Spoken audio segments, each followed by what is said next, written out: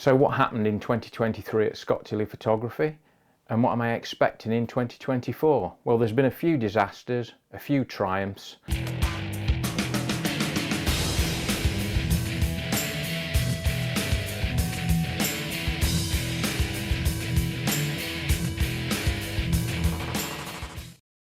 So if we start with a little bit of a review of 2023, 2023 started reasonably poorly for myself due to a number of things. My normal process is December, January. I like to try and get my bird feeding station up and running, ready for the winter, and I also like to do my what seems to be annual attempt at getting some decent buzzard images, or ones that I'm happy with anyway. And 2023 was no real difference to previous years in the fact that firstly we had flooding, and we had it flooding twice in 2023. So it flooded in the spring and it also flooded in this autumn just gone. So what that meant for the bird feeding station and the buzzards was that all that was underwater. Basically the bird feeding station, I couldn't get anywhere near it for about probably 10 weeks. The buzzard feeding station also suffers from foxes, and this has been an ongoing battle for several years. And this year again was no exception. I used to actually put my roadkill, I just used to peg it directly to the floor, but the foxes soon decided that they were going to pull that and be away with it, and that was no problem for them whatsoever. So I then decided what I was going to do was to attach them to a log, quite a big log. I thought, you know, fasten it to that. And as you can see from this video here, these two young foxes decided that wasn't any problem for them either. I did manage to catch it on the trail camera, and I actually found that log minus the roadkill probably about 30 meters away in a hedge, with it obviously taking it to eat the roadkill in a little bit more privacy. So when that happened, my next option, I thought, foolproof, I'll put it on top of a post 4 foot in the air, and not just balanced on the post, it would be attached to the post. And as hopefully you can see from this rather grainy image here, I had a visitor in the middle of the night, a pole dancing fox, removing it from the top of the post. So yeah, it's been a real struggle there, and again, I'm in the same situation at the minute. We've just had all the flooding recede again, so I'm hopefully going to be carrying on with that in 2024. When we got into the spring, I had some really lovely sessions out doing some small bird photography, particularly a lot of the migrants that were coming back, the warblers and things, on the sort of banks of the River Trent. And not only that, I was also recording the sound from that as well, which, you know, is an absolute joy to do and to listen to, and that's something that I want to carry through into 2024. I also had a surprise that my little owl site, where I thought the owls had disappeared, they came back, and unfortunately for me, I just didn't get time to get down there again. That's something I can hopefully remedy this year, presuming that they're still there. Now, as we got sort of in towards the more late spring, summer, I had quite a few trips up to Aberdeen, where my daughter lives, and I did quite a couple of sessions of infrared photography, which I know is something that a lot of you aren't interested in, but it's something I really do like. And a couple of places, I went to Giggit Castle, which is in Giggit Wood, and there's also an old Victorian derelict building there as well, which is quite nice to photograph in infrared, as well as Slains Castle, which I did in infrared, and I also did some night shots up there as well. I was hoping to get the Northern Lights, but I didn't. But yeah, that was quite creepy up there, because Slains Castle does have links with Bram Stoker. He used to holiday up there a lot, and it is thought that Slains Castle was the inspiration for Dracula's castle. So yeah, quite spooky up there at sort of 1 in the morning on your own, but well worth it.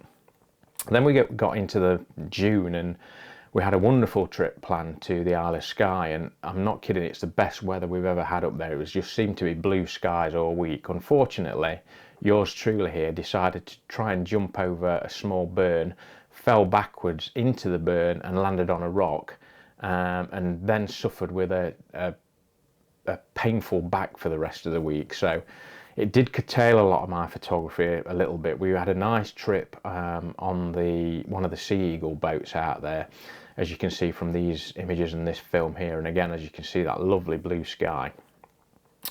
That's something again that I want to look to do again in 2024. But I suppose my favourite part of the year was something that actually took place throughout the year, and that was my pine marten photography that I did in Aberdeenshire, and that all really stemmed from putting trail cameras out in a wood to try and get red squirrels, to just check that they were there so that we could go back and get some images. And then just by chance we caught on the trail camera a pine marten, and that led to a project that, because I'm 425 miles away from that site, was really difficult. This is not a site where, you know, pine martens have been encouraged into that site, so it was something I had to do on very short time periods, sort of weekends, long weekends up there, and try and work out. And eventually I had a week in August where I was up there on my own for a week, and I just blitzed it, and really that's all I did that week, was concentrate on getting the pine marten shots, and I managed to do it, and some film as well, as you're seeing now, and that was the highlight of the year for me, and again, it's something I'd love to do in 2024. So that's, you know, as I say, there's been a couple of tragedies, things that haven't worked, but that is, you know, really what wildlife photography is like. You never get everything come off that you want to come off. Now for 2024, a lot of these projects I do want to continue with. I'd love to do some more barn owl stuff, little owls as well. I'm also going to be doing some mountain hares, but while I'm up in that area, I also want to concentrate on some of the moorland birds, so not only the red grouse but the golden plover and curlews as well, and also short-eared owls on the moor. I've photographed them a lot down in the winter, but it would not be nice to get, in fact I've done them once I think on the moors in the summer, so yeah, that's something I'd like to do, as well as more wildfowl shooting as well, more water birds and things like that I want to do, and really getting down low. I've actually made myself a skimmer to get close to the floor, and I've not managed to use it yet. I've just been busy with other stuff. As regards trips and things you're likely to see, so all those things, obviously I'll video all those things. In May, I'm up in Aberdeenshire again for a week, and on one of my previous trips to Aberdeenshire in October, we were right on the north coast of Aberdeen, and there's some really tall 350-foot cliffs up there, and we noticed there were peregrine about, so I'm going back up in May in the hopes of photographing peregrine when they're nesting in that area. I'm sure they must be, so that's one of the big projects for sort of May I'm hoping to do. In June, lucky for us, we're off up to Skye again, staying in a similar place to we were last time, and I'm hopeful that I'm not going to be stupid enough to injure myself this time, and that will allow me to do more otter photography as well as more sea eagle stuff and loads of other stuff on Skye. I mean, landscapes as well. It's just going to be a massively busy week. And then after that, in August, I'm up in Aberdeen again. So I might be doing some cairngorm stuff. I might be doing some pine marten stuff again. I probably won't be able to resist it actually after last time. So, and then after that, really, October, we're off to Iceland, so I'm going to be doing some landscape photography there. It's a family holiday, so it's not purely for photography, so I'm hoping to get a vlog out from there. I will take my kit with me. Might be a bit more limited on what I'm taking, so we'll see what we can do there, but as I say, there should be a video from there as well. So that's it as far as trips that I've got planned so far. One of the other things that's taken up a lot of time over the past few months is the fact that when COVID hit, I stopped doing all my courses and things.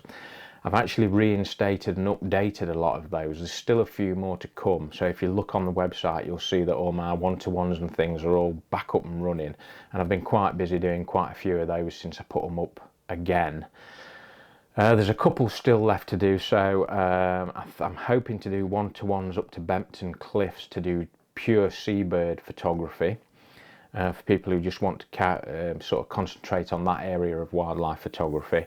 Just a day on a one-to-one basis up at Bempton Cliffs in the breeding season. And I'm hoping as well to do a macro photography workshop again in the summer. So that'll be a similar basis to what my old ones used to be on. The other thing that we've been doing is designing some Scott Tilley Photography merch. Now, as well as the one that I'm wearing today, we've got some other designs as well that Leah, my daughter's been working on. They're also, or some of those are up on the website, so if you're interested in any of those, just take a look at the website. And the only other thing I'd mention as well is for people who, if you're new to wildlife photography and you struggle sometimes thinking what can I photograph and when at different times of year, I've actually done a PDF document that is like a calendar and just gives you a few, probably 3 or 4 ideas for every month of things that you can photograph. Some easier than others, some a little bit more challenging. That's absolutely free. All you need to do is go to the website and sign up to my newsletter on the website, and then I will send that through to you. So that's basically it. I hope you've enjoyed this video. I hope it's just updated you on what's happening. As I say, really packed year this year.